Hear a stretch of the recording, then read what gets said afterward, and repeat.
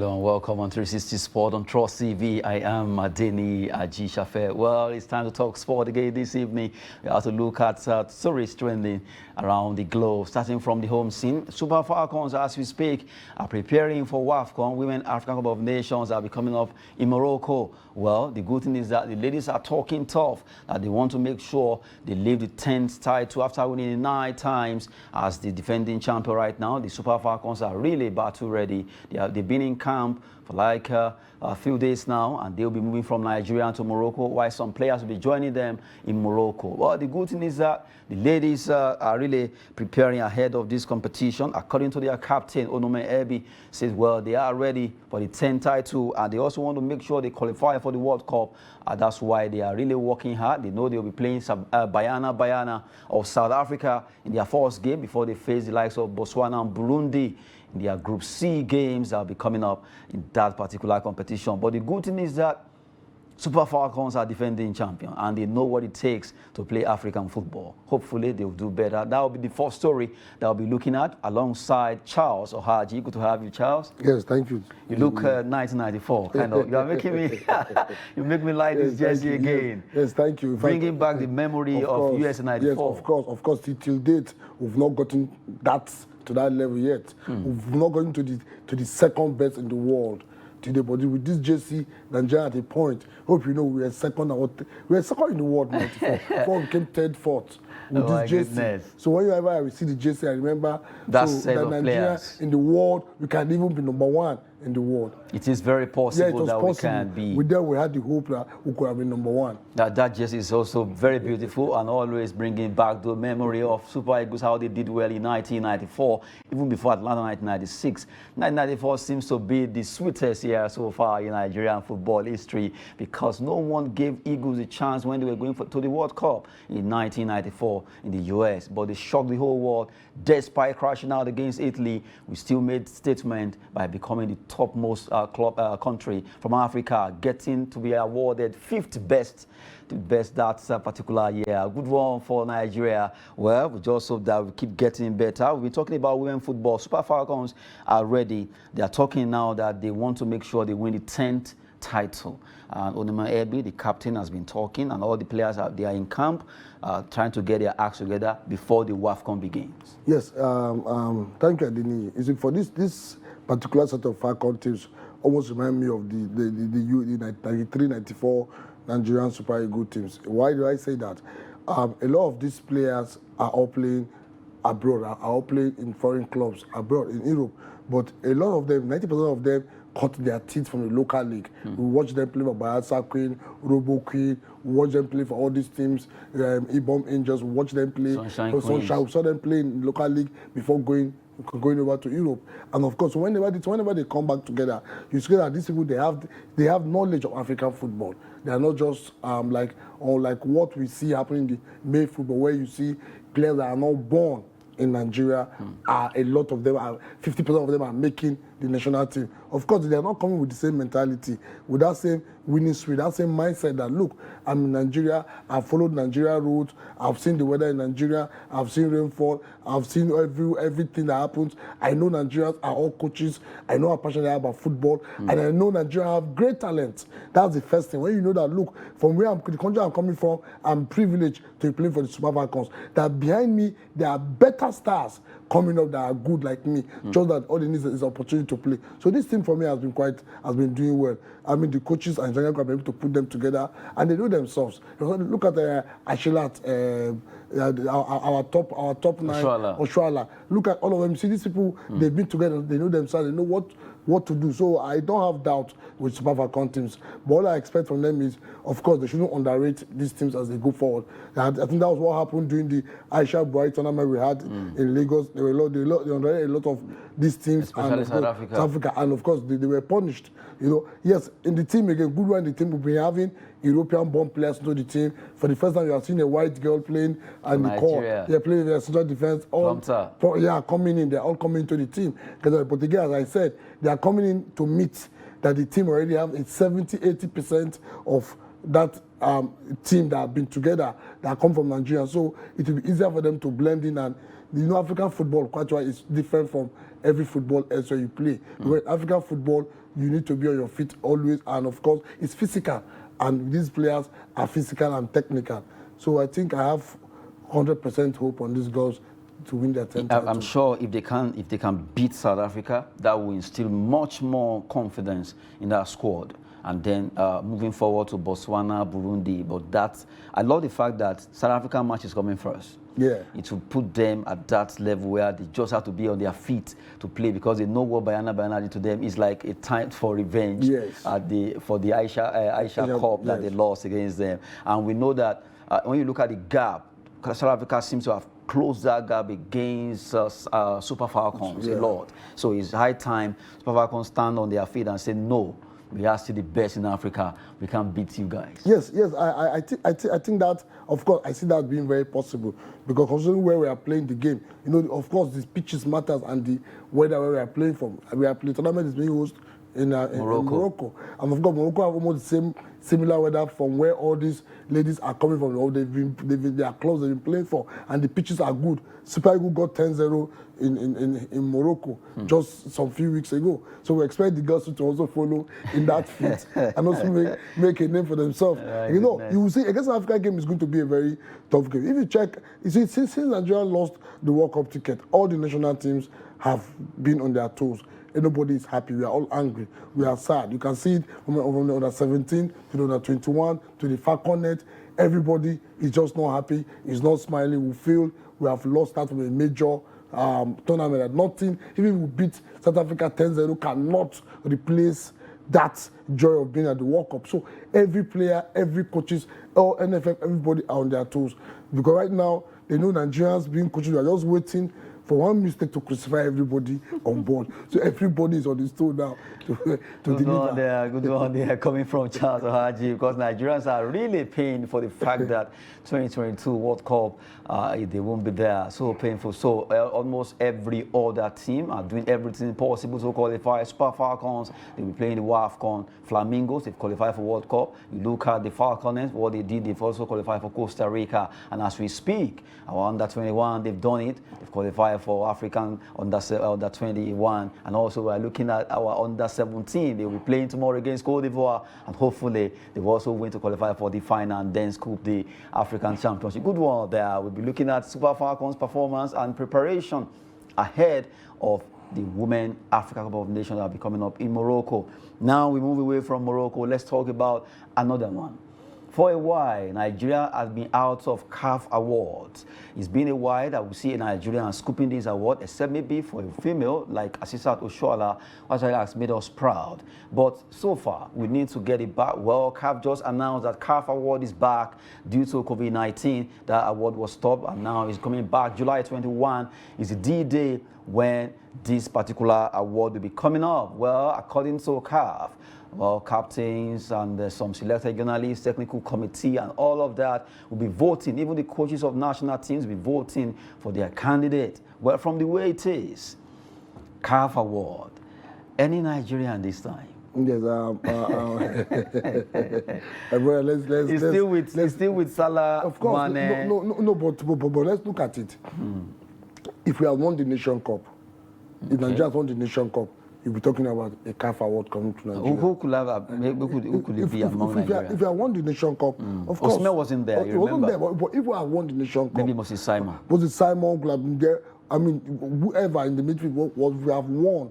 Now we didn't win the Nation Cup. Then coming to the World Cup qualifiers, we didn't qualify to go. Then when you go back to their respective clubs in Europe, I don't think anyone won the Champions League among Nigerian players that we've seen in the past. Where you see Mikel Obi in the Chelsea team winning Champions League, you see Villarreal winning with Chukwueze. So this year wasn't that like that, going for a particular Nigerian players playing abroad. So I don't think Nigerian, as it is in football, we've done well enough to deserve having a CAF award for the senior national team. Maybe for the female national team or for the junior team, fine. If there are awards for them, of course I know we can scoop those awards, but not for the individual awards in CAF. So because of course CAF championship is being measured by how well you've done in CAF competitions, FIFA competitions, and even your clubs you play for. That's why they look at. That's why coaches and captains are the ones that vote for this award. So it still remains with Senegal, Mane, Salah, Mendy, the goalkeeper of Senegal. Of course, I still see them making a claim for this for the awards. No, if we have to pick among the three now, just mention Mendy, Eduardo, not mention. You also mentioned Sadio Mane and what's his name now, the Egyptian Mo Salah. Mo Salah. I think he should still go to Mane. Yes, you go to Mane. Yes, of course, you should go to Mane for all Mane has done. I mean, for winning AFCON and going to the World Cup. For winning AFCON alone, we know how Senegal struggled to get to AFCON. Of course, the last edition, they got to the finals, they lost. They came to this edition, so you can see how this team keep evolving, keep pushing, keep believing in themselves, keep pushing, and they finally got it. So I think kudos to the team. And I expect even the coach of Senegal to win the male coach award for CAF. Because he has also been a coach that has been patient, a black coach, was able to keep the team together for over 7 years, kept working with the team, with the pressure, and he was able to, deliver the goods for the team. So I think it's a good one, and we'll see him go to the World Cup. I think some of the black coaches we are going to see go to the World Cup among the national teams going to the World Cup. And we are seeing him go, him and the coach of, and getting Ghana, yes, the Ghanaian national team. These are local coaches going for the World Cup, and we're sure to see them do well too at the World Cup. So I think for Super Eagles, it's a sad one. No Nation Cup, no World Cup, no CAF award. But again, it's also good because I'm looking at for the women. Maybe it's possible that Oshuala could actually win. Of course, there is what she did with Barcelona. Of course, there is no female footballer in Africa right now. Not in Africa, in Europe, even in the world.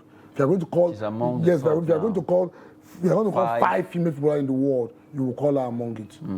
So good one there. We've been looking at CAF award, possibility of Nigerians being mentioned there, but from the way it is, Super Eagles have no chance at all. It still belongs to the Senegalese star, Sadio Mane, not forgetting the likes of Mo Salah of Egypt and also Edouard Mendy. Well, for the female, it's possible that our own Asisat Oshuala could be the winner. Well, we don't know yet. It's still till July 21. But from the way it is, it's been a while that Eagles have been mentioned, and we hope that the Eagles will be back. Gone are those days when Kanu Wankwo, Rachidi Ekini, and Munike, Victor Ikpeba, they were the names being mentioned. In fact, Obafemi Martins won the junior category of that award sometimes back. Hopefully, we'll get it right again. Now, let's move on to talk about boxing, the big one.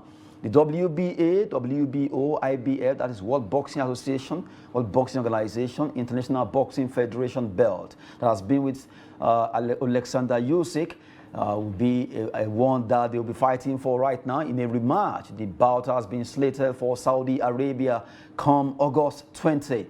Well, the day is actually coming close and closer every day. From the way it is, Anthony Joshua and Alexander Usyk are battle ready to have a rematch in Saudi Arabia. If you recall, that was the same Saudi Arabia where he was able to do the rematch against Andy Ruiz Jr. and he was able to win. So this time around, will Saudi Arabia favor Joshua again? Yes. Thank you, Nii.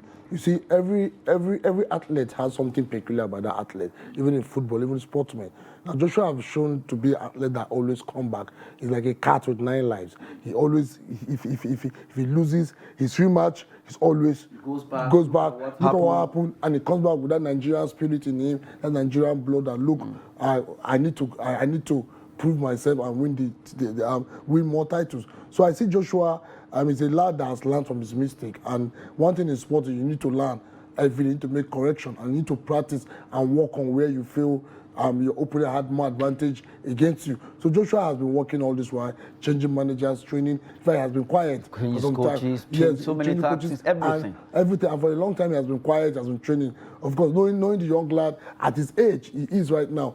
Anything inspired now, right now, it's not even about the money. Someone like Joshua at this age, it's not about the money. Most young athletes, the money doesn't motivate them much. It's just achievement, that hobby, that passion, that thing that winning mentality. I lost against you, I've come back to fight again, I don't want to lose. So that's what is going to push him on. That's the motivation that's going to be behind Anthony Joshua. And I bet you going to this match, I look forward to seeing him give a good account of himself and, if possible, retain his titles back. Or rather, the odds for me favors Anthony Joshua. Of course, everybody feels, no, but for me, always his rematch, all his rematch have always ended in him picking the victories. So I expect Joshua at this point to come up and make himself proud, make Africans, make Nigerian proud, and hold that belt once again, so we can all at least have something to smile about again. That yes, I just hope that it won't become what's his name now, the American Deontay Wilder that was beaten twice by Tyson Fury. Yeah, no. For Joshua, as I said earlier, this young lad, in fact, in the match against Ruse was a match I didn't think Joshua was going to come out alive from that rematch after the first fight, but he came out and he was a different athlete entirely. He came out like a lion. He came out charging. It's either I win or I go down trying to win. These are the two things he had in mind. And I know for Joshua, with all the hype, of course, he felt. Of course, if you watch the match of that video again, I'm very sure he's going to be disappointed in himself for allowing so many flaws that he had. Yes, and news also came out that his side, during that particular fight, they made some errors. Maybe that's why it's part of the reason why he has to change coaches, manage a lot of things that needs to change. And now I recall the coaches saying, okay, they want to change his mentality about winning. They need to let him understand some things, and that's what they are doing. And lately, he's been so quiet. Yeah. He's been so quiet, facing his business of practicing ahead of this fight, and he wants to correct a lot of wrongs to people. A lot of people are reaching him up right now, and a lot of people are not even concerned about this fight out there. But I'm sure, like you said, Joshua will actually bounce back. Yeah, he will. A lot of Nigerians are hoping that Antonio Olufemi Joshua will bounce back against Alexander Usyk, the Ukrainian, in a rematch that will be coming up in Saudi Arabia. That will be in August 20, and that will be a match to see, because 3 belts, WBO, WBA, IBF, are going to be the one they'll be fighting for. Can he get it back? It is very possible. After all, he came back with 9 lives against Andy Ruiz Jr., and hopefully he can come back with 12 this time around. We wait to see if we'll be able to do that, although it's going to be a tough one because we know how good the southpaw Alexander Usyk is. Well, we wait to see what's going to be happening there. WBC bet is with Tyson Fury, the man that is waiting for the winner of that fight. Despite the fact that he said he won't be fighting, but now all on ground that he could be tempted, and in fact being tempted to come out from his retirement to fight against whoever wins between Joshua and Usyk for him to be the heavyweight world champion. We'll wait to see. Linus Lewis seems to be the one holding that last, and we're waiting to see who will be the undisputed world heavyweight champion. Now we move away from boxing. Let's talk Manchester City, some transfer story. Well, good one. Man City rejects initial bid of £21.5 million from Chelsea for Raheem Sterling. Raheem Sterling has been the player they want to go for. Well, from the way it is, Chelsea offered £21.5 million initial bid, and they are saying no. I think that's the style now. I still remember Lewandowski issue where Barcelona came up with this amount. They came again, and it's the same thing as Sadio Mane that is almost done now. They kept coming, knocking, negotiating until they finally agree on something. But from the way it is, I think Thomas Tuchel are really seeing Raheem Sterling as a player he needs. Yes, thank you. Yes, for me, Sterling, from all the clubs he has played in England, he has proven himself as a player that understands the English league, that knows what is expected from him. His mentality is there, his confidence is there, his desire to work is there. I mean, he's always giving 100% in the whole team. So, and this is a player that wants to keep remaining in the national team spotlight every time. So every club he has gone to, he has always proven himself there. From Liverpool to Manchester United, we've seen him doing so well. So of course, coming to Chelsea, my wife for him in Chelsea is okay. You know, every team have identity, a style of play that they look at. So looking at the identity of Chelsea, the way they play football, I'm a bit worried if Sterling is fitting into that. But if the issue of settling down in the English league in Chelsea, he doesn't have all those problems because this is a pure home-breed player. He was born in England. He understands England. He's going to survive everywhere. He knows his far. But my issue is the technical play Chelsea are playing, whether he's going to fit in. Because that's the same point Lukaku faced coming back to Chelsea. He couldn't fit in with some style of play. But again, I've seen Chelsea play some kind of football whereby they play high pressing ball, they hold the ball. And these are the styles that suit Sterling. Sterling is a player that likes, you see him every time, he's always on the high pressing ball. He falls back, he goes up. I mean, that's the style he has been playing. So I expect him, I hope he's going to find his feet in Chelsea and keep doing what he knows how to do best. For me, it's one young lad that has done very well for himself. Sterling has come of age. From when he came from a young age to, for me, he has done well for himself. And I was thinking he was going to go abroad. Because most English players don't like going abroad. Don't know, but I was thinking he was going to move to Spain, to Barcelona. Yeah, Barcelona. Barcelona. That's why I thought he was going to go to, but I don't know why. Of course, most of them like remaining in England and playing in England. But for now, Barcelona, they don't have that fund for now. Yes, of course. Yeah, it's a fund. To bid for him. Yeah, I they think need to sell some players. Some player, I think it's a fund they don't have right now to buy him. But again, in football, anything can happen. Funds are being freed up. They have sponsors just to pick it and do it and know what to do. Good one there. We've been looking at some transfer stories, talking about Raheem Sterling coming from Charles Ohaji. Will he fit in Chelsea? Well, we wait to see if that deal will actually see the light of the day. And two more stories before we go, where Cristiano Ronaldo right now accept the fact that Manchester United, well, they can buy another striker. After all, news came out that he could be edging towards moving away from Old Trafford if everything goes well. Well, news came out on Saturday that AS Roma are eyeing him, and also Sporting Lisbon. But from the way it is, maybe he could be staying, but he wouldn't mind if they go for another striker. And well, the last one has to do with Romelu Lukaku. Lukaku right now is set to rejoin his former club, talking about Inter Milan. He wants to go there on loan fee of £8.5 million per, well, that's a big one there. Let's see what they will be doing per season thereabout. Well, they have to increase the money, but it was lower, but now they've added to it. And Inter really, they want to do business with Chelsea. Yes, of course. Inter cleaned out on the deal for Lukaku to Chelsea. Chelsea paid close to 19 million or more to secure this player to come back and play for them in the EPL.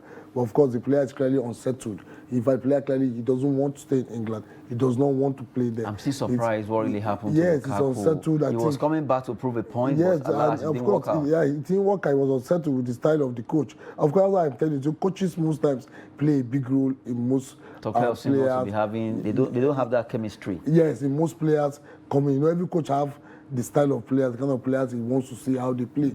So I think that's one of the problems he had in Chelsea. So he's going back to Inter now. For me, a good one for him, because one thing in football is, the World Cup is approaching. Every player wants to be at the club. He's going to play week in, week out, just because he wants to go to the World Cup. If you don't play week in, week out, you're at the risk of not making the World Cup team. We've seen a lot of players not being called to the national team because they are not playing in their clubs. And it's actually not good for them. Like this young lad, if you remember, he was playing for Borussia Dortmund, Sancho. Jadon Sancho. He was a regular in English team, England national team. When he moved over to Manchester United, I don't even know. Everything went down. Because he wasn't playing, he lost his... he's not I'm sure it was a move that Sancho will ever regret. He will ever regret. So we've seen all such things happening. So for Lukaku, he wants to go to a club. He's sure that once he goes in, he can fit in, he can keep playing. He has been there. He has been there. You understand what they expect from him. So I think it's a good one for him to go to Inter Milan. Of course, Chelsea are holding forth for more money, which of course definitely will come.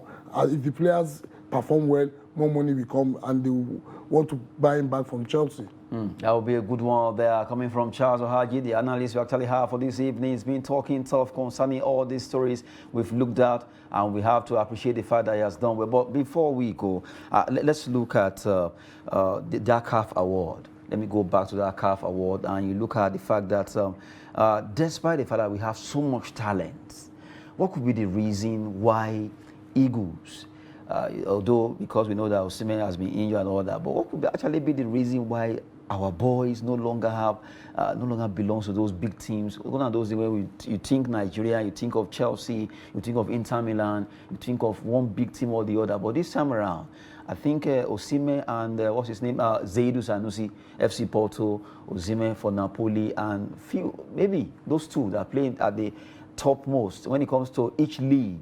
FC Porto is there in Portugal.